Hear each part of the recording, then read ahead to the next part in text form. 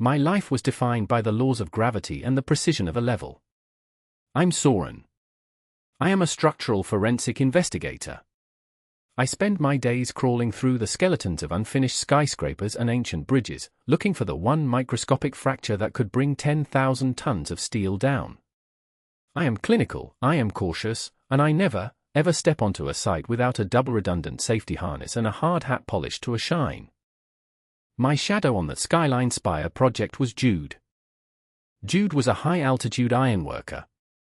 He didn't just walk on I-beams 800 feet in the air, he seemed to belong there. He was a broad-shouldered, sun-baked force of nature with a permanent smirk and a reckless streak that set my teeth on edge.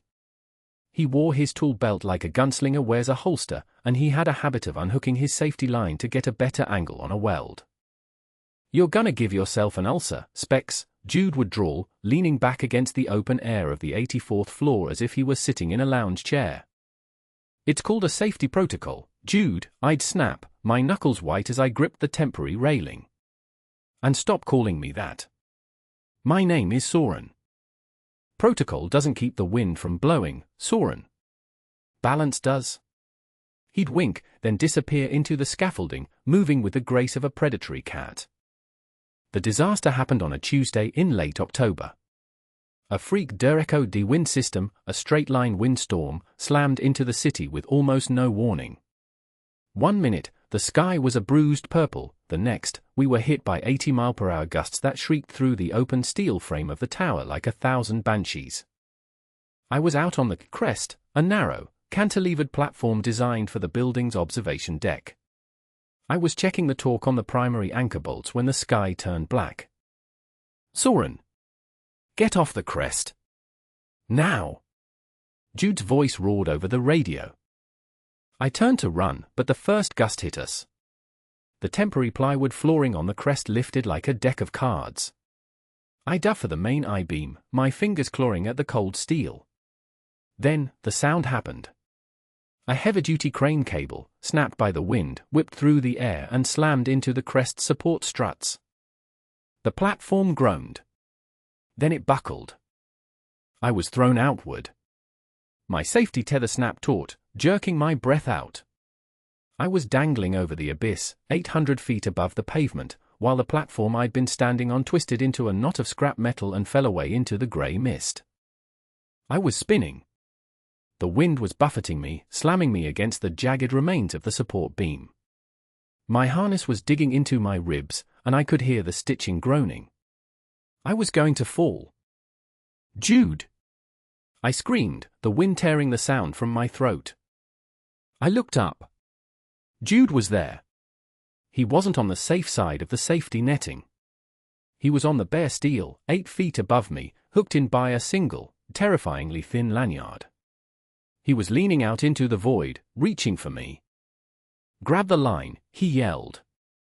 "I can't reach it."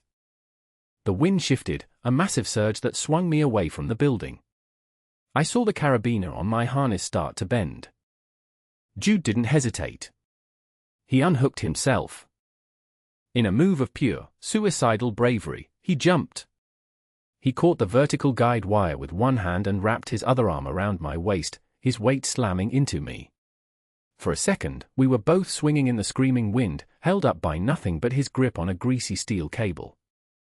"I got you," he punted, his face pressed against mine. He was sweating despite the freezing rain. "I got you, Soren. Don't let go." He used his incredible strength to haul us both toward the main structural pillar. His muscles were shaking, his teeth gritted in a snarl of pure effort. With one final, agonizing heave, he swung us onto the solid concrete of the elevator core. We hit the floor and slid 10 feet. Jude didn't let go. He kept his body over mine, shielding me as debris from the shattered platform rained down around us. The storm raged for another 20 minutes, but we were in the core.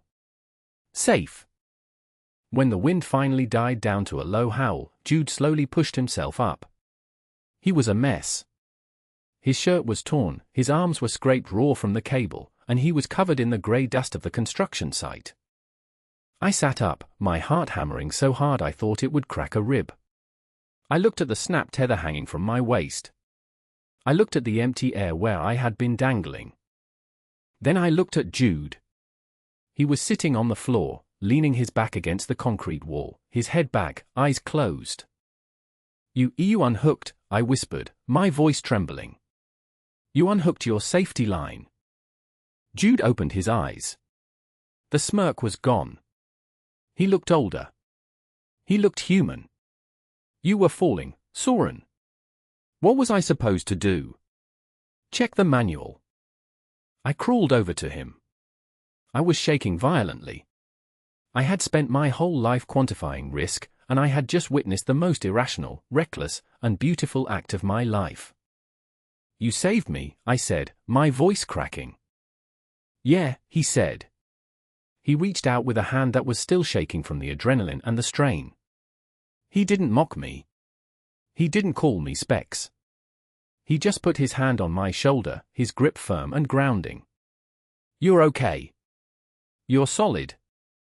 I looked at him, the brute, the cowboy, the man who lived in the air.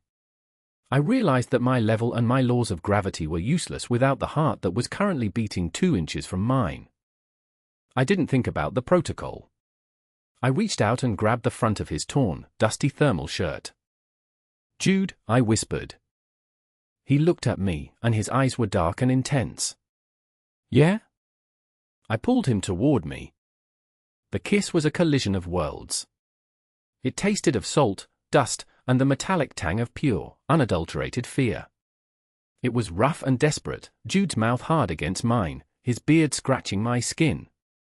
He made a low, guttural sound and pulled me into him, his large hands tangling in my hair, holding me like I was the only thing keeping him on the planet.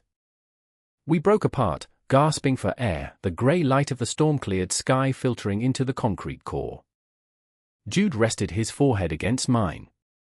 "So," he whispered, a hint of the old smirk returning to his voice.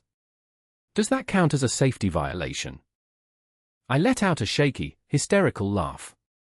"Incalculable," I said, and I pulled him back in.